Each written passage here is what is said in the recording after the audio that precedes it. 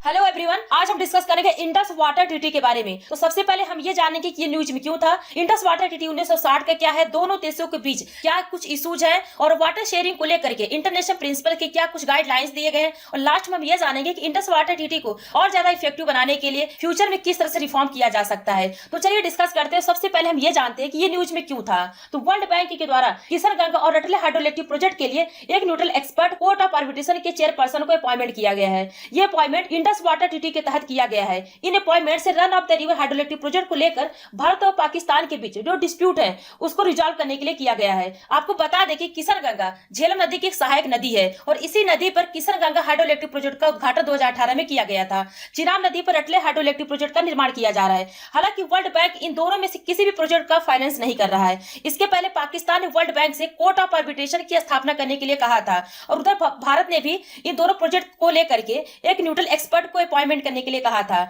अब हम ये जानते हैं कि इंडस वाटर ट्रीटी 1960 का है क्या।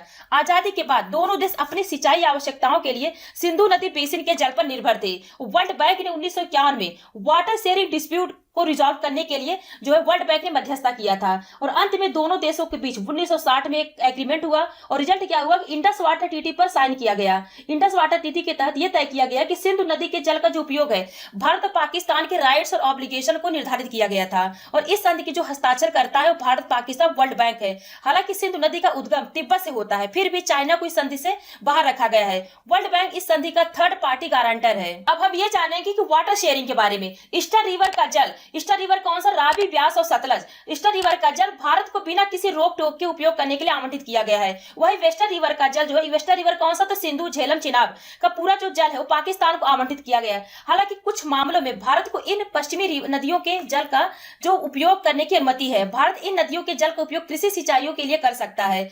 भारत द्वारा इस प्रकार के प्रोजेक्ट पर पाकिस्तान जो है बार बार विरोध करता है क्योंकि पाकिस्तान का जो तर्क है कि ये जो प्रोजेक्ट है और इस संधि के तहत जो है भारत जो है जो इस तरह के मानदंडों का जो है क्राइटेरिया को फॉलो नहीं करता है। और सामान्यतः क्या देखा जाता है कि जो पाकिस्तान है वो इंडिया प्रोजेक्ट के लिए जो है वेस्टर्न रिवर के जल के उपयोग का विरोध करता रहा है। जैसे आप देख सकते हैं कि सलाल जो है डैम प्रोजेक्ट है, बगलीहार हाइड्रोइलेक्ट्रिक प्रोजेक्ट है, शाहपुर कुंडी डैम है, उच्च बहुदेशी पर प्रोजेक्ट है, रावी व्यास लिंक है। जो इस तरह के कई सारे प्रोजेक्ट है जो पाकिस्तान जो है बार बार विरोध करता है।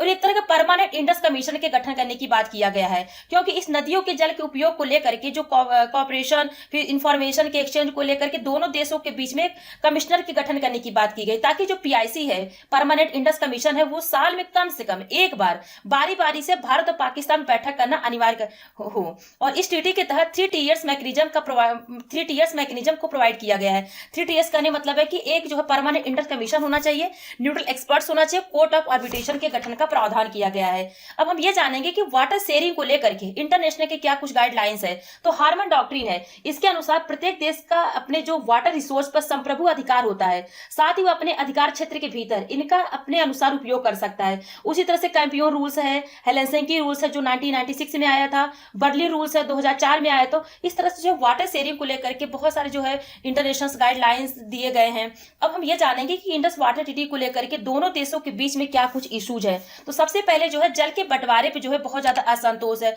डिसर्टिफिकेशन है कि इंडस वाटर ट्रीटी के तहत 80% जल जो है पाकिस्तान को आवंटित किया गया है। वही जो भारत जो है इस संधि को जो अनफेयर सेटलमेंट के रूप में देखता है और जो विवाद की संभावना बहुत ज्यादा है इस संधि में क्योंकि जो वेस्टर्न रिवर है जम्मू कश्मीर के विवादित क्षेत्र से होकर के बहती है जिसमें कॉन्फ्लिक्ट की संभावना बहुत ज्यादा बढ़ जाती है क्योंकि पाकिस्तान द्वारा लगातार विरोध किए जाने के कारण कई सारे जो है भारतीय जो प्रोजेक्ट है बहुत ज्यादा दशकों लग गया है उसको कंप्लीट करने में। और जो है दोनों देशों के बीच में जो है ट्रस्ट की बहुत ज्यादा कमी है, आपसी विश्वास की बहुत ज्यादा कमी है क्योंकि पाकिस्तान को यह डर बना रहता है कि जो भारत जो है वो पश्चिमी जो नदियां हैं उसको कंट्रोल करने की कोशिश करता है। इसलिए वह जो है ईस्टर्न बॉर्डर पर जो है कैनाल के आसपास बड़ी संख्या में मिलिट्री फोर्स को तैनात रखता है। और दोनों देशों के बीच में डेटा शेयरिंग को लेकर के सबसे बड़ा इशूज है क्योंकि डिप्लोमेटिक टेंशन की वजह से डेटा का शेयरिंग होता है बहुत ज्यादा जो है इफेक्ट होता है उसके ऊपर। और अगर डेटा शेयर भी हो जाता है तो डेटा की क्वालिटी बड़ा क्वेश्चन होता है। और गारंटी करते कि जो है सीमित भूमिका गारंटी करता कि कहने का मतलब यहाँ पर है कि वर्ल्ड बैंक बहुत ज्यादा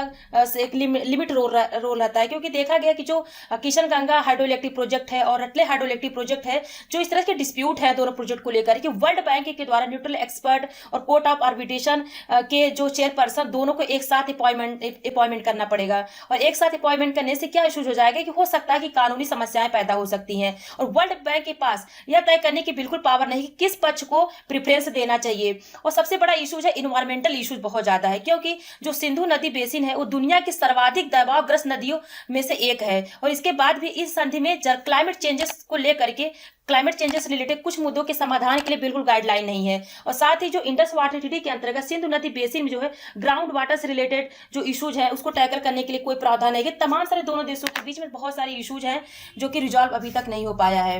अब हम बात करेंगे कि इंडस वाटर ट्रीटी को और ज्यादा इफेक्टिव बनाने के लिए फ्यूचर में किस तरह से रिफॉर्म किया जा सकता है। तो सबसे पहले जो यूएन वाटर कन्वेंशन रेटिफिकेशन करना, ताकि जो ट्रांस बाउंड्री वाटर रिसोर्स का सस्टेनेबल तरीके से यूज किया जा सके, और ट्रांस बाउंड्री रिवर्स के लिए एक जो वैश्विक मंच होना चाहिए ताकि वाटर रिसोर्स को सस्टेनेबल तरीके से यूज करना और पॉलिसी मेकिंग में हेल्प करना, और ट्रांसपेरेंसी जो डेटा है वो पॉलिसी एनहांस करना। अगर हम डेटा को अच्छे से शेयर करेंगे तो क्या होगा कि दोनों देशों के बीच जो टेंशन है वो कम किया जा सकेगा, और इस तरह से हम फ्यूचर में बहुत सारे सुधार कर सकते हैं। और जो ये संधि है, भारत जो है संधि का अधिकतम लाभ उठा सकता है, क्योंकि इस संधि में एक पक्षीय रूप से स्वयं को अलग रखना बिल्कुल संभव नहीं। इसलिए भारत की जो भी रिवर्स है वो भारत जो उसका पूरी अच्छी तरह से उपयोग कर सकता है। जैसे कि देख सकते पंजाब और राजस्थान में जो कैनाल है, कैनाल की जो जल वहन क्षमता बढ़ाने के लिए उसको फिर से रिपेयर करना, और उच्च नदी जो रावी की सहायक नदी है उसमें बनने वाली जो उच्च प्रोजेक्ट है, और रावी नदी में बनने वाली जो शाहपुर कुंडी जैसे कुछ नए प्रोजेक्ट में तेजी लाना।